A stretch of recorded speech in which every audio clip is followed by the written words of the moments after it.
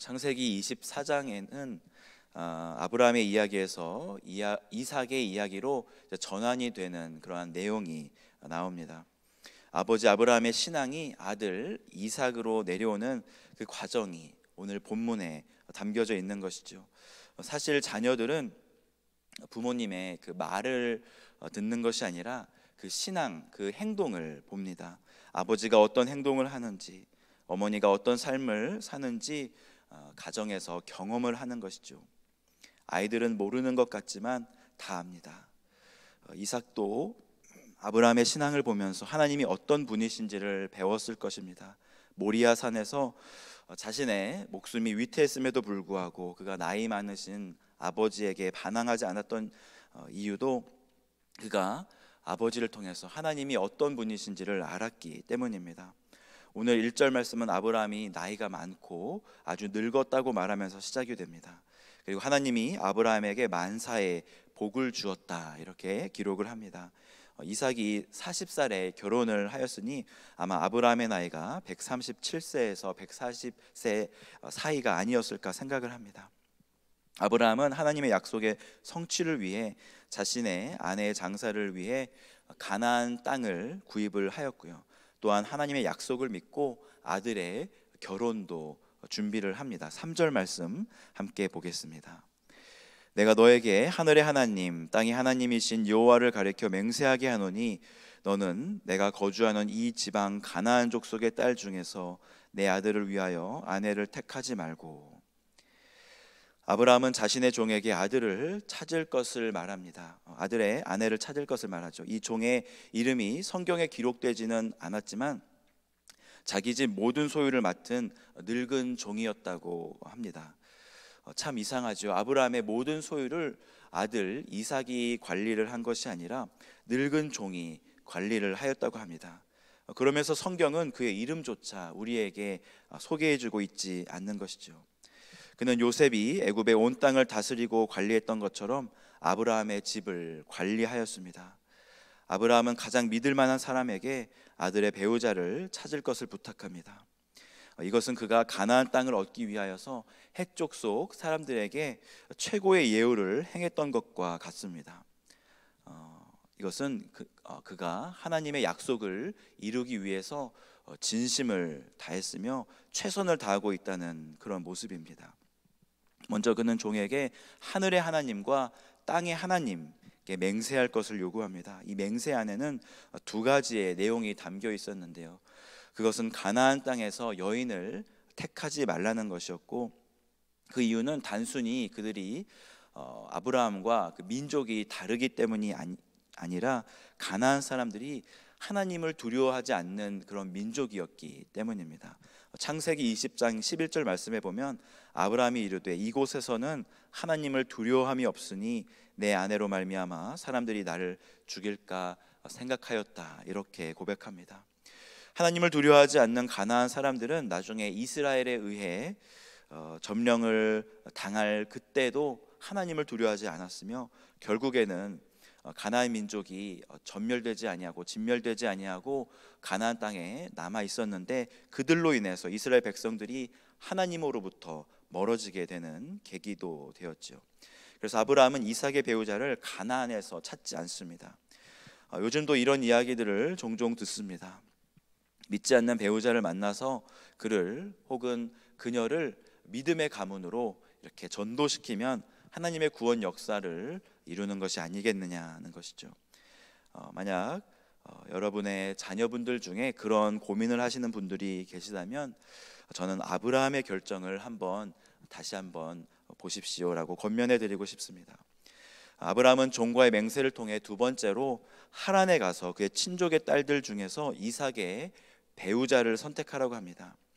그가 하란에 가서 자기가 나왔던 그 땅 친족들에게 가서 배우자를 선택하라고 한 것은 다른 이유가 아니라 그들이 하나님을 알고 하나님을 믿는 이들이었음을 그가 믿었기 때문입니다. 실제로 리브가의 아버지 부두엘과 그녀의 오빠 라반은 여호와의 이름을 부르며 그분의 뜻에 순종하였고요. 리브가도 아브라함처럼 하나님의 약속을 따라 자기 본토 친척의 땅에서 가나안 땅으로 떠나옵니다. 아브라함의 종은 지혜로운 종이었습니다. 자기 주인에게 무엇을 해야 하는지 다시 한번 이렇게 확인하면서 만약 자신이 이삭의 아내 될 사람을 찾는다 해도 그 여인이 오지 않으면 어떻게 할까요? 이렇게 확인을 하는 것이죠. 만약 이러한 디테일한 부분을 묻지도 않고 그냥 무작정 하란으로 떠났다면 그는 아마 리브가의 오빠 라반의 설득에 넘어가서 그곳에서 융숭한 대접을 받으며 자신의 본분도 망각한 채 리브가를 데리고 오지 못한 채 빈손으로 돌아왔을지도 모릅니다. 그런데 종의 질문이 그저 지혜로운 정도로 그치는 것이 아니라 예사롭지가 않습니다. 5절 말씀 함께 보겠습니다. 종이 이르되 여자가 나를 따라 이 땅으로 오려고 하지 아니하거든 내가 주인의 아들을 주인이 나오신 땅으로 인도하여 돌아가리이까. 종은 아브라함에게 두 가지 땅의 이야기를 합니다. 첫 번째 땅은 아브라함과 이삭이 있는 땅, 가나안 땅이고요. 두 번째 땅은 아브라함이 떠나온 하란 땅을 말합니다. 이삭이 가나안 땅에 있어야 할지 아니면 가나안 땅을 포기하고서라도 배우자를 선택할지를 물어보는 질문이었죠. 우리가 어떤 일을 결정할 때 육체적인 수준에서 일을 결정하고 처리할 때가 있습니다. 에서는 배고픔을 달래기 위해서 팥죽 한 그릇에 장자의 명분을 팔았습니다. 또 어떨 때는 이성적인 판단으로 더 좋은 결정을 하기도 합니다. 감정적으로 판단을 할 때도 있고요. 의지적으로 이것이 옳은 일이기에 선택할 때도 있습니다. 하지만 영적으로 하나님의 말씀을 선택하고 기다려야 할 때도 있는 것입니다. 그 결정을 어떻게 할지 종은 아브라함에게 물어보는 것이죠. 어떻게 종에게 이런 지혜가 있었는지 참 궁금하고 또 배우고 싶은 부분이기도 합니다. 이분이 종이라서 무시하는 것은 아니지만 이러한 지혜는 영적으로 깨어있지 않으면 무심코 지나치는 문제거든요. 다시 말하면 이 종은 하나님을 경외하는 종이었을 뿐 아니라 깨어서 기도하는 사람이었다는 것입니다. 자신의 일과 자신의 삶을 허투루 낭비하지 않는 선한 종의 모습을 보면서 나는 과연 나의 삶을 최선을 다해 살아가고 있는지 아니면 깨어서 기도하며 살아가고 있는지 돌아봅니다. 비록 내게 맡겨진 일이 작은 일이라고 할지라도 하나님 나라의 중요한 직책을 맡은 선한 청지기처럼 깨어서 기도하고 오늘의 삶을 살기를 소망합니다. 아브라함은 그의 질문에 대답을 합니다. 6절 7절 말씀 함께 보겠습니다. 아브라함이 그에게 이르되 내 아들을 그리로 데리고 돌아가지 아니하도록 하라. 하늘의 하나님 여호와께서 나를 내 아버지의 집과 내 고향 땅에서 떠나게 하시고 내게 말씀하시며 내게 맹세하여 이르시기를 이 땅을 내 씨에게 주리라 하셨으니 그가 그 사자를 너보다 앞서 보내실지라. 내가 거기서 내 아들을 위하여 아내를 택할지니라. 아브라함은 하나님이 자신을 가나안 땅에서 떠나게 하셨다고 하시며 그의 후손에게 가나안 땅을 주시리라 말씀하시며 맹세하셨다 이렇게 말합니다. 그러면서 아들 이삭을 그리로 데리고 가지 말라고 분명하게 말하는 것이죠.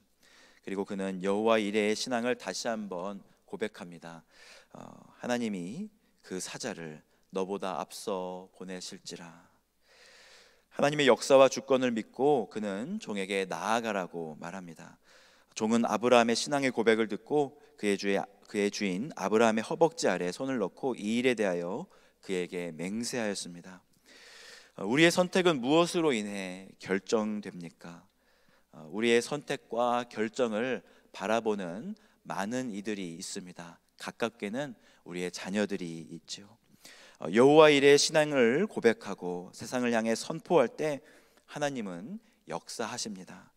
매일매일 삶의 순간에서 결정을 해야 할 때 하나님의 약속을 붙잡고 믿음의 길을 선택하시며 종에게 믿음의 기백을 보였던 아브라함처럼 또 제자들에게 천국의 소망을 심어준 예수님처럼 선한 영향력을 끼치며 살아가는 복된 하루가 되시기를 주님의 이름으로 축복합니다. 이 시간 말씀을 놓고 함께 기도하겠습니다.